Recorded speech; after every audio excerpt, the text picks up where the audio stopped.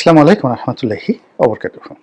সম্মানিত দর্শক, আজকে যে বিষয়টি নিয়ে আলোচনা করব, এই বিষয়টি অনেকটা হাইপোথেটিক্যাল। কল্পনা শক্তি বা যেটিকে বলা হয় যুক্তিবিদ্যা বা দর্শন অথবা যেটিকে তর্ক শাস্ত্র বলি আমরা, ঠিক সেই আলোকে আজকের এই বিষয়টি আলোচনা করার চেষ্টা করব পারিপার্শ্বিক অবস্থা বিবেচনা করে। শিরোনামটা খুব সহজে বলে নিই। শিরোনামটা হলো শেখ হাসিনা তার যে কর্মকাল, বিশেষ করে 2014 থেকে 2024 এই 10টি বছর তিনি যে সুস্থ ছিলেন, কর্মক্ষম ছিলেন এবং আততায়ীর হাতে খুন হননি, এটা জামায়াত ইসলামী, ইসলামী ছাত্র শিবিরের দয়া এবং করুণা। বোঝার চেষ্টা করুন, সজ্ঞানে বলছি, যুক্তি দিয়ে বুঝিয়ে বলবো। দ্বিতীয় যে বিষয়টি, সে বিষয়টি হলো তিনি যে গণভবন থেকে হেলিকপ্টারে করে প্রাণ নিয়ে দিল্লি পর্যন্ত যেতে পেরেছেন, এটাও জামাতের দয়া, করুণা অথবা দুর্বলতা কিংবা ভুল। এটুক পর্যন্তই। মানে প্রথমটা হলো যে তিনি এই পুরো সময়টিতে 14 থেকে 24 পর্যন্ত জামাতের করুণা দয়ায় বেঁচে ছিলেন, আততায়ীর হাতে নিহত হননি। আর শেষের দিন অথবা শেষের 2 দিন তার জীবনে যা হয়েছে 2024 সনের আগস্ট মাসের 4 তারিখ এবং 5 তারিখ, তো ওই সময়টাতে তার যে কার্যকাল, সেই কার্যকালটিও ঘটেছে আবার বলি জামাতের দুর্বলতা, অক্ষমতা, জামাতের ভুল অথবা জামাত করুণা করেছে বা চায়নি এরকম একটা ঘটনা ঘটুক। এই বিষয়টি আমাদের গ্রাম বাংলায় যেভাবে পালা গান হয়, গ্রাম বাংলায় যেভাবে বিচার গান হয়, তর্ক বিতর্ক হয়, অথবা ধরুন দর্শন শাস্ত্রে যেভাবে দার্শনিকরা একটি জটিল বিষয় নিয়ে তার পক্ষে এবং বিপক্ষে তর্ক যুক্তি উপস্থাপন করেন, ঠিক সেইভাবেই আমি আজকের এই বিষয়টি প্রমাণ করার চেষ্টা করব। আপনারা দেখেছেন, প্রথম বিষয়টি নিয়ে আলোচনা করি 14 থেকে 24 পর্যন্ত। তো 14 থেকে 24 পর্যন্ত যদি জামাতের কর্মকাণ্ড দেখেন, তাহলে দেখবেন যে একটি গুপ্ত সংগঠন রূপে তাদের যে অনবদ্য সফলতা, এই সফলতা আমার সমসাময়িক রাজনীতিতে বাংলাদেশ এবং দেশের বাইরে আমি যতটুকু পড়াশোনা করেছি, অন্য কোনো প্রতিষ্ঠানকে গত 100 বছরে আমি এইভাবে সফল হতে দেখিনি। তারা একদিকে ডিজিএফের সাথে সম্পর্ক রেখেছে, অন্যদিকে প্রশাসন, civil administration, judiciary, military administration, তাদের সবার সঙ্গে সম্পর্ক রক্ষা করেছে এবং সেই সম্পর্কটি ছিল ট্রাস্টওয়ার্দি। তা না হলে যেদিন শেখ হাসিনা যাবেন, ওই দিন সেনাপ্রধানের পক্ষ থেকে যখন যোগাযোগ করা হলো জামাতের নেতাদের সঙ্গে এবং সরাসরি জামাতের নেতারা ক্যান্টনমেন্টে চলে গেলেন নির্ভয়ে নিশ্চিন্তে। সম্পর্কটা যদি স্বাভাবিক না থাকতো ওখানে যাওয়ার কথা নয়। বোঝার চেষ্টা করুন। একইভাবে তারা এই গত 10টি বছর ধরে আওয়ামী লীগের জুলুম, অত্যাচার, নির্যাতনের পরেও তারা আওয়ামী লীগের সাথে সম্পর্ক রেখেছে, বিএনপির সাথে সম্পর্ক রেখেছে, জেলে গেছে, জুলুম গেছে, কিন্তু কারোর সঙ্গে সম্পর্কটা নষ্ট করেনি। ফলে বিএনপির একেবারে কে পয়েন্টগুলো, ধরুন তারেক রহমান সাহেবের একেবারে ঘরের মধ্যে, বেগম জিয়ার একেবারে ঘরের মধ্যে, আবার শেখ হাসিনার ঘরের মধ্যে, 3 জায়গাটিতেই জামাতের লোকজন ছিল, এখনো আছে, টিল নাও। এবং যারা শেখ হাসিনার সঙ্গে ছিলেন তাদের কিছু অংশ সাম্প্রতিককালে ছাত্র শিবিরের কিছু অংশ বের হয়ে এসেছে এবং আমরা তাদেরকে দেখতে পাচ্ছি। তার মধ্যে ডাকসুর ভিপি সাদিক কায়ুম অন্যতম। ইরান যেভাবে প্রক্সি যুদ্ধ চালায়, ঠিক একইভাবে বাংলাদেশের রাজনীতিতে জামাতের অন্তত 6 থেকে 7টি প্রক্সি গ্রুপ রয়েছে, সব দলের মধ্যে, সব পেশায়, সব শ্রেণীতে এবং সব জায়গাতে। তো সেই দিক থেকে আপনি চিন্তা করুন, আমি নিজের কথা বলি, শেখ হাসিনার সাথে আমার সম্পর্ক বহুদিনের। বহুদিনের, কিন্তু কখনো তার পাশে দাঁড়িয়ে একটা ছবি তুলব এই সাহস আমার কখনো হয়নি, এই সুযোগও কখনো আমার হয়নি। একটি দলের মনোনয়ন লাভ করা সেই দলের প্রধানের সঙ্গে সর্বোচ্চ সম্পর্কের একটা প্রমাণ। তো যেহেতু আমি আওয়ামী লীগ থেকে মনোনয়ন পেয়েছি, সম্পর্ক না থাকলে তো পেতাম না। আবার যেন তেন নয়, আমার নির্বাচনী এলাকা পটুয়াখালী নয়, সদরপুর, চরভদ্রসন, এই দুটো উপজেলাকে নিয়ে গঠিত ছিল 2006-07 সনে, 111-এর আগে। তো যখন 11-এর সময় সিটটা চলে গেল, মানে একটা সিট কমে গেল ফরিদপুরে, ভাঙ্গার সাথে অ্যাড হয়ে গেল, তখন শেখ হাসিনা, মাননীয় আওয়ামী লীগ সভানেত্রী, তিনি এই সিদ্ধান্ত নিলেন যে আমাকে পটুয়াখালীতে এবং তার অত্যন্ত প্রিয় ভাজন একজন মানুষ আখম জাহাঙ্গীর হোসেন, তাকে না দিয়ে আমাকে মনোনয়ন দিবেন।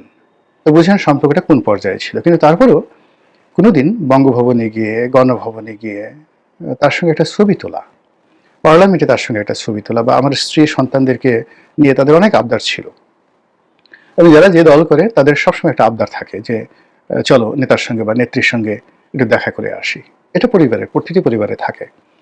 তা আমার আসলে কখনো সাহস হয়নি গণভবনে গিয়ে আমার স্ত্রী সন্তানদেরকে নিয়ে শেখ হাসিনার সঙ্গে দেখা করতে যাবো, এই সাহসই আমার হয়নি। তো ভাইয়ারা চিন্তা করুন যে সাদিক কাইয়ুম থেকে শুরু করে যে সকল জামাতের নেতা বা শিবিরের নেতা যারা গুপ্তভাবে আওয়ামী লীগের সঙ্গে মিশেছিলেন, তারা উবায়দুল কাদের, এমনকি উবায়দুল কাদের সঙ্গে আমার কোনো ছবি নেই। উবায়দুল কাদের সাহেব আমার অফিসে এসেছেন বহুবার, কিন্তু কখনো তার সঙ্গে আমার ছবি হয় না। আমার গাড়িতে তিনি সারা বাংলাদেশ চষে বেরিয়েছেন। আমরা পাশাপাশি বহু জায়গায় ভ্রমণ করেছি। পার্লামেন্টে যখন তিনিও এমপি, আমিও এমপি, তিনি মহাসচিব হওয়ার আগে বা মন্ত্রী হওয়ার আগে তার সঙ্গে আমার একটা অসাধারণ সুন্দর সম্পর্ক ছিল। আবার যখন মন্ত্রী হলেন তখন আমি যেহেতু ওই সংসদীয় কমিটি, যোগাযোগ মন্ত্রণালয়ের সংসদীয় কমিটিতে ছিলাম, কাজেই তার সঙ্গে আমার যে সম্পর্কটা অসাধারণ, কিন্তু তার সঙ্গে আমার কোনো ছবি নেই। কিন্তু জামাতের অনেক নেতার সঙ্গে, শিবিরের অনেক নেতার সঙ্গে ওবায়দুল কাদেরের ছবি এবং সম্পর্ক ছিল।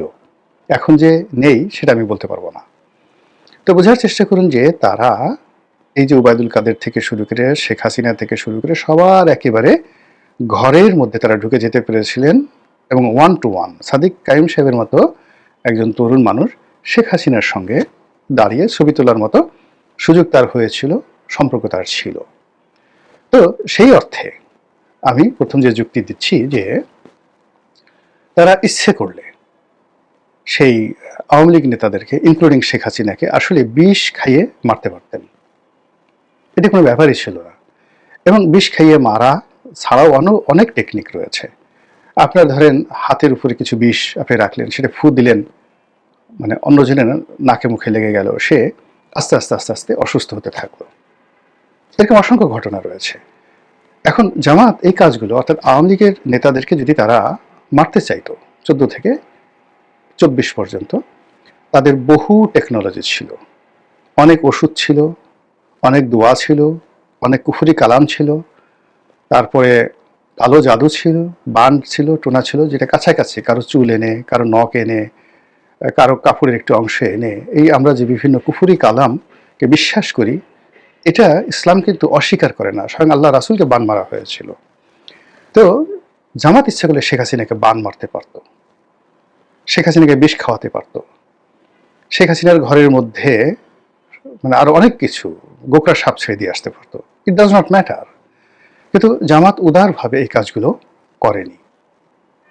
এই জন্য আসলে আওয়ামী লীগ এবং শেখ হাসিনার উচিত জামাতের প্রতি কৃতজ্ঞ থাকা। This is one.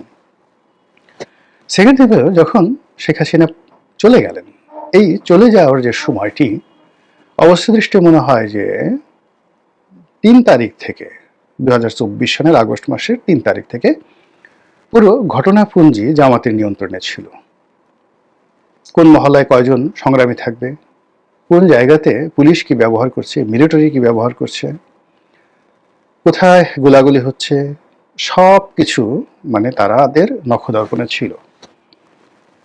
সেই অর্থে শেখ হাসিনার যে পালানোর সময় এবং গণভবনের দরজা খুলে যাওয়ার সময়, হাজার হাজার মানুষ ভিতরে ঢুকে যাওয়ার সময়, এর মধ্যে পার্থক্য মাত্র 30 মিনিট, অনলি 30 মিনিট।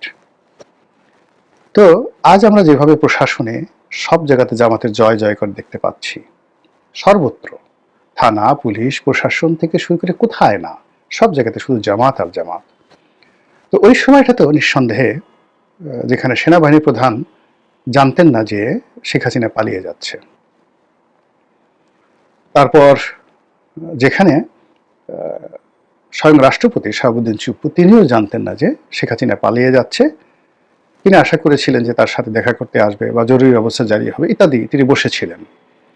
কিন্তু তিনি পালিয়ে যাচ্ছেন এটার যে গোয়েন্দা রিপোর্ট, এখন আমরা যেটা দেখতে পাচ্ছি যে সর্বত্রই একেবারে ভেরি ভেরি সেন্সিটিভ জায়গাগুলোতে জামাতের লোকজন বসানো এখন আছে এবং আগেও ছিল। ফলে আমি একটা জামাত থেকে বের হয়ে একটা জাস্ট সাবস্টিটিউট অথবা যাকে বলা হয় প্রক্সি যে রাজনৈতিক দল, সেই রাজনৈতিক দলের একজন নেতার সঙ্গে আমার দেখা হলো, কথা হলো। তো বিএনপির অনেক লোক যেটা জানে না, কিন্তু সেই নেতার মোবাইলে মুহূর্তে মুহূর্তে ছবি আসছিল যে খালেদা জিয়ার, বেগম খালেদা জিয়ার এভার কেয়ারের শরীরের অবস্থা কি, অর্থাৎ ওই রুমের মধ্যে তিনি কেমন আছেন, কি অবস্থা আছেন, কতটুকু আছেন, অর্থাৎ ঘন্টায় ঘন্টায় তার কাছে খবর আসছিল। জামাতের একজন প্রক্সি যে রাজনৈতিক দল, সেই দলের একজন নেতা। একই সঙ্গে তিনি সরকারের গুরুত্বপূর্ণ যারা গোয়েন্দা সংস্থা আছে তাদের সবার সঙ্গে তিনি যোগাযোগ করছিলেন এবং তার সঙ্গে সবাই যোগাযোগ করছিল। তা আমি দেখলাম যে আমি কতটা হাদারাম, কতটা বোকারাম, মানে বোকারাম দেউড়ি। আজ পর্যন্ত যে জায়গাগুলোতে তারা অহরহ ঘোরাফেরা করে সেই জায়গাগুলো আমি চিনি না। আমি এই শহরে মানে যখন সাংবাদিকতা শুরু করেছি তখন হয়তো এখন অনেক যারা মানে ডিজিএফআইয়ের খবর নিয়ে তারপরে খুব বিখ্যাত বিখ্যাত সাংবাদিক হয়ে গেছেন। তো 1986-এ আমার সাংবাদিকতার ক্যারিয়ার শুরু। তখন এই যে এখন যে সকল বিশ্ববিখ্যাত অনুসন্ধানী সাংবাদিক, তারা হয়তো স্কুলে পড়তেন 5, 4, 5, 6, 86-তে, নট মোর দ্যান দ্যাট। তারা কি করে এই খবরগুলো পেয়ে 1 মিনিটের মধ্যে সারা বাংলাদেশ তোলপাড় করে দিচ্ছে, আমি সেগুলো বুঝতে পারছি না এখন পর্যন্ত। আর আমি এইগুলো নিয়ে আবার পরে কলাম লিখছি পত্রপত্রিকা, আবার মানুষ, আমার মতো বোকাশোকা মানুষ সেই সম্পাদকীয় পড়ছে। তো এই যে একটা চতুরতা, ক্লেভারনেস, যেটাকে বলা হয় ক্যানিং, এই বুদ্ধি বর্তমান জমানাতে রাজনীতিতে একেবারে প্রমাণিতভাবে কেবলমাত্র জামাতের আছে, অন্য কারোর নেই।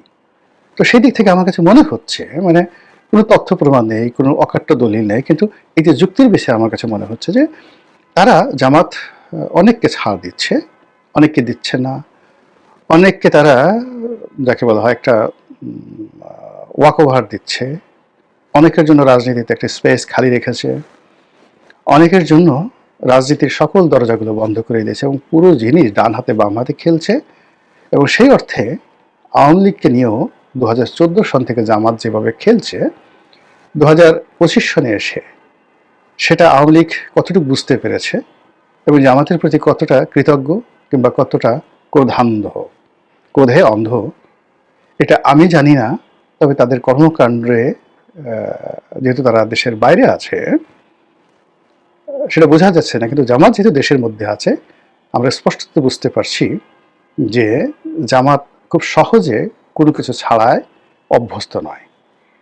মহান আল্লাহ আমাদের সবাইকে হেদায়েত দান করুন এবং হেফাজত করুন। আসসালামু আলাইকুম ওয়া রাহমাতুল্লাহি ওয়া বারাকাতুহু।